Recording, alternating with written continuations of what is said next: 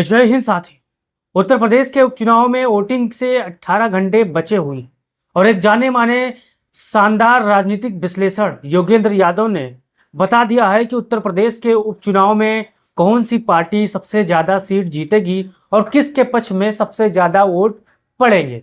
योगेंद्र यादव एक जाने माने भविष्यवक्ता हैं, सर्वेकर्ता भी हैं और जाने माने राजनीतिक जानकार हैं। आप योगेंद्र यादव के बारे में अगर जानते होंगे तो उन्होंने कई ऐसी भविष्यवाणी की है उत्तर प्रदेश और देश को लेकर जो सर्वे सही साबित हुई है और कई सर्वे गलत साबित हुई है। यानी योगेंद्र यादव का पक्ष भी अच्छा है और यहाँ पर बुरा भी अच्छा है।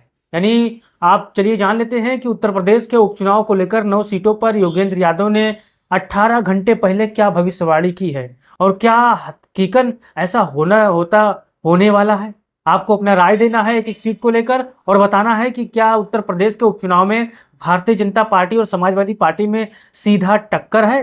क्या बहुजन समाज पार्टी इस सीट पर चुनाव मैदान में है या नहीं है। या समाजवादी पार्टी 9 के 9 सीटें जीतने जा रही है या फिर भारतीय जनता पार्टी समाजवादी पार्टी का पीडीए रथ रोक पाएगी। आपको अपना राय देना है। चलिए फटाफट जान लेते हैं। मैंने बगल में सर्वे लगा दिया है, आप पढ़ लीजिए। और करहल पर समाजवादी पार्टी पहले स्थान पर है। ये हर सर्वेकर्ता ने दावा किया है। योगेंद्र यादव हो, जमीनी सर्वे हो, बड़े बड़े पत्रकार हो, भारतीय जनता पार्टी का गोदी मीडिया भी हो, ये भी दावा कर रहा है कि करहल समाजवादी पार्टी 100% जीत रही है। भारतीय जनता पार्टी की हालत यहाँ पर खराब है। जो प्रत्याशी बने हैं वो बलि का बकरा बने हैं। फिर दूसरे स्थान पर है कुंदरकी। अब कुंदरकी में 2 दिन से समीकरण बदल चुके हैं। पहले यहाँ पर समीकरण में समाजवादी पार्टी जीत तो रही थी लेकिन कम मार्जिन से जीत रही थी, लेकिन अब समीकरण रातों रात बदल गया है। यानी 18 घंटे बचे हैं वोट पड़ने में। यहाँ पर मुसलमान वोटर एकजुट होकर समाजवादी पार्टी के साथ खड़ा हो गया है। पहले तो कई पार्टियों में बटा था लेकिन उनको पता चल चुका है कि समाजवादी पार्टी चुनाव जीत रही है, उसके पीछे खड़े होकर धक्का लगा दें और चुनाव और बढ़िया वोटों से जीत जाए। तो कुंदरकी में समाजवादी पार्टी जबरदस्त तरीके से चुनाव जीत रही है। और फिर चलते हैं आगे शीशामऊ की तरफ। शीशामऊ में कल डिम्पल यादव ने विशाल रैली की थी। रोड इतना भरे थे, खचाखच लोग थे कि तिल रखने की जगह नहीं थी। भारतीय जनता पार्टी के लोग देखकर हैरान हो गए थे। अखिलेश यादव की लगातार लोकप्रियता, डिम्पल यादव समाजवादी पार्टी के पीडीए नेताओं की लगातार सक्रियता से शीशामऊ समाजवादी पार्टी चुनाव जीत रही है। फिर गाजियाबाद की सीट है। अब गाजियाबाद में बड़े बड़े सर्वेकर्ता भी ये कहते हैं कि गाजियाबाद सीट भारतीय जनता पार्टी चुनाव जीत रही है साथियों। लेकिन अब देखना यह है कि अंतिम परिणाम क्या होता है। क्या यह भी भारतीय जनता पार्टी जीत जाएगी, समाजवादी पार्टी लड़ाई में है। आप अपना राय दीजिए इस सीट को लेकर। फिर मीरापुर। अब मीरापुर में भी सर्वे दिखाया गया है कि यहाँ पर भारतीय जनता पार्टी आरएलडी चुनाव जीत रही है मीरापुर में। अभी देखना बाकी है कि यह सच होता है या झूठ होता है। यह आपको बताना है कि मीरापुर उपचुनाव में समाजवादी पार्टी चुनाव जीत रही है या फिर आरएलडी चुनाव जीत रहा है। फिर चलते हैं आगे की तरफ। फिर मैं आपको बताते हैं कि क्या यहाँ पर पीडीए के आधार पर समाजवादी पार्टी को मजबूती मिलने वाली है। फूलपुर की सीट। अब फूलपुर की सीट पर योगेंद्र यादव की जो भविष्यवाणी है वो समाजवादी पार्टी के पक्ष में है। यहाँ पर अखिलेश यादव ने काफी मेहनत की थी, इंद्रजीत सरोज और तमाम बड़े बड़े नेताओं ने यहाँ पर कैंप की है, जिसका नतीजा निकला कि समाजवादी पार्टी बड़े मजबूत से चुनाव जीत रही है। भारतीय जनता पार्टी के साथ गद्दार विधायक वहां पर थी पूजा पाल, उन्होंने भी प्रचार किया लेकिन नतीजा भी ऐसा निकला।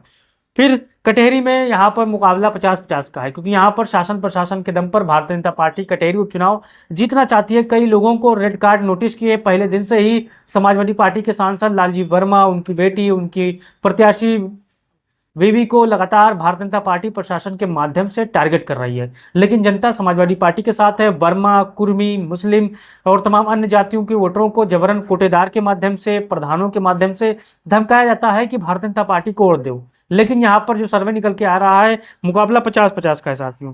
फिर चलते हैं मझवा की तरफ। मझवा में समाजवादी पार्टी मजबूती के साथ चुनाव लड़ रही है। यहाँ पर भी मुकाबला 50-50 का है। ये सीट भारतीय जनता पार्टी भी जीत सकती है और समाजवादी पार्टी भी चुनाव जीत सकती है साथियों। अब जान लेते हैं खैर की तरफ। खैर में चारुकैन को अखिलेश यादव ने उम्मीदवार बनाया था खैर सीट पर। अब नतीजा यह निकला है कि चारुकैन विजयश्री को प्राप्ति कर रही है।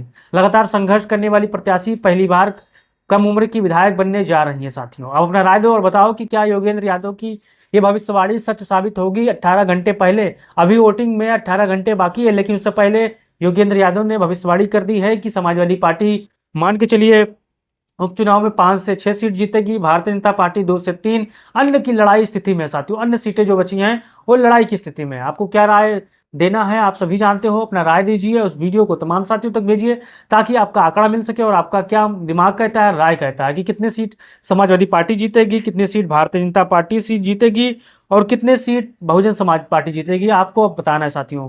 जय हिंद, जय भारत, जय समाजवाद।